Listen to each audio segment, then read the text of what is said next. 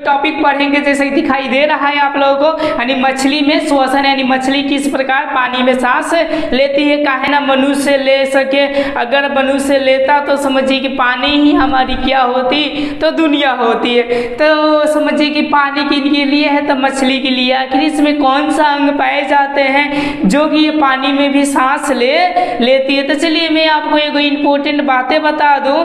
क्या चीज़ है, जितने भी आप गैस वातावरण में देखते हैं, जैसे कि आप लोग खुली हवा में देखते हैं, ठीक उतना ही गैस आपकी क्या होती है, पानी में ही होता है। बस ये अंतर होती, मात्रा में कमी हो जाती है। यानी खुले वातावरण में जो मात्रा में होंगे वो ज़्यादा होंगे और जो पानी में होते वो कम होते।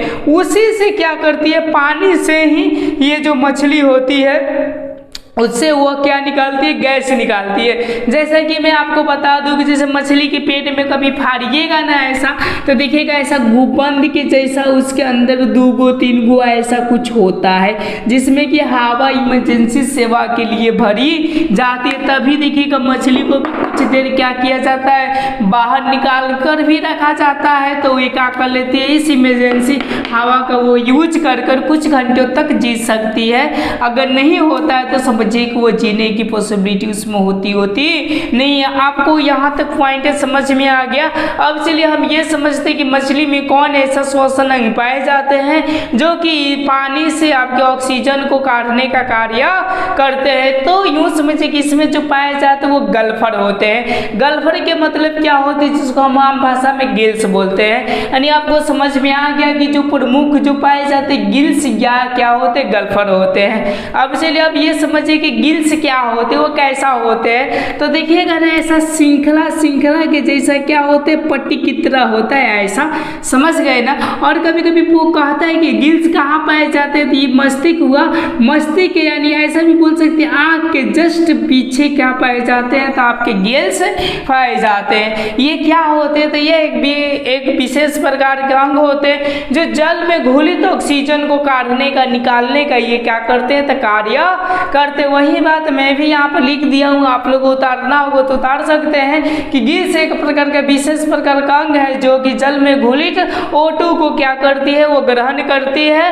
और वो अपना कार्य करती है। अब वो किस प्रकार करती है, इस पॉइंट को हम लोग देखते हैं। तो देखने से पहले हम लोग कुछ और भी परिभाषाओं जान लेते हैं। क्या है आपका परिभाषा है, तो देखिए यहाँ से ये है कि इसमें जो होते हैं ना, एक प्रकार का गिल कोष्ठ भी पाया जाता है। मतलब कि उसमें क्या होते हैं, तो वो पानी जाकर भरते हैं और भर कर क्या होते हैं, तो वहाँ से ऑक्सीजन टालने का कार्य किया जाता है। तो एक चपटी, यानी देखिएगा ना चपटा ऐसा पाया जाता है ना, चपटा खानी होके।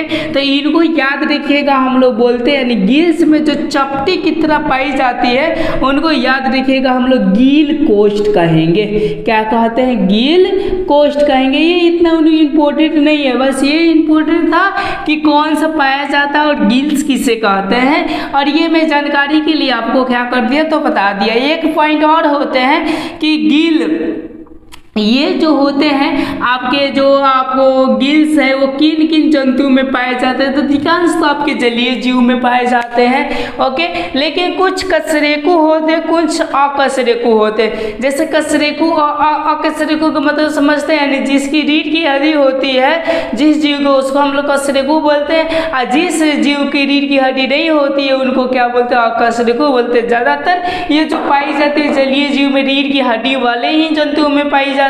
पर एगो दूगो अपवाद है, उनको आप लोग लिख लीजिएगा कि जिसमें रीढ़ की हड्डी नहीं भी होता तो उनमें भी क्या पाया जाता है, तो गिल्स पाए जाते हैं। वो कौन कौन से हैं, तो याद रखिएगा, झींगा आप लोग खाए होंगे लोग। ओके, तो झींगा एक होता है और 2 नंबर याद रखिएगा लोग। ओके, इसमें दिया है सीप होता है। सीप का मतलब समझ ही रहे हैं, जो कि आपके क्या होता है, बाहर से एथी रहते जो बालू वालों में भी मिलते हैं, ETC और भी होते हैं। यहाँ तक आपने पूरी अच्छी तरह से समझ गए होंगे। अब हम समझते हैं कि ये मछली कैसे O2 को अपने अंदर में ग्रहण करती है। तो चलिए इस पॉइंट को मैं क्लीन करता हूँ और इसके कार्य विधि को मैं समझाने का आपका कोशिश करता हूँ। अब देखिएगा, गौर कीजिएगा, ये क्या करती है, मुंह के द्वारा समझिए कि ये पानी इसमें लेती है। समझ गए। अब देखिए, अब पानी में क्या खास बात है, तो पानी में ही कुछ क्या होते हैं, उनके लिए पोषण तत्व भी होते। जिस तरह हम लोग पानी पीते हैं तो नाइट्रोजन का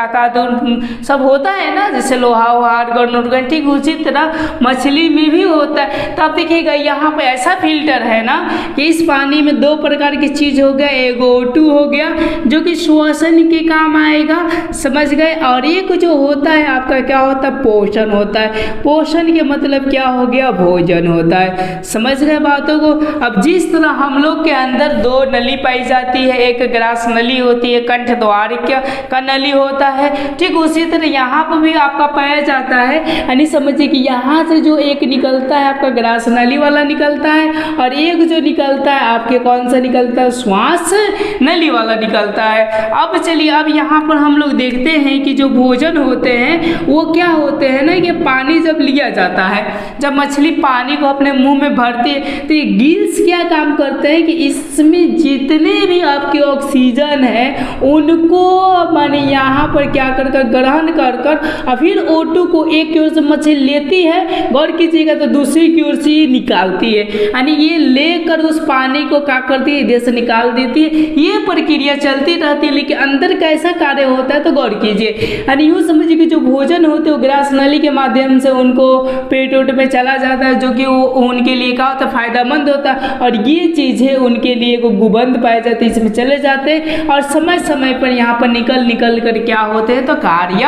होते हैं। यहाँ तक आपने मछली के बारे में बहुत अच्छी तरह से समझ गए कि इसमें भी ग्रस नहीं फंस नहीं सब कुछ पाया जाता है। यानी मेन रूप से ये था कि इसमें पोषण और O2 भी होते हैं, और ये गिल्स क्या करती है तो यही काम करती है कि जल में घुलित हुई ऑक्सीजन को ये निकालने का कार्य करती है। यहाँ तक आपने जो गिल्स के बारे में जितनी भी जानकारियाँ थी मैं आपको क्या कर दिए तो बता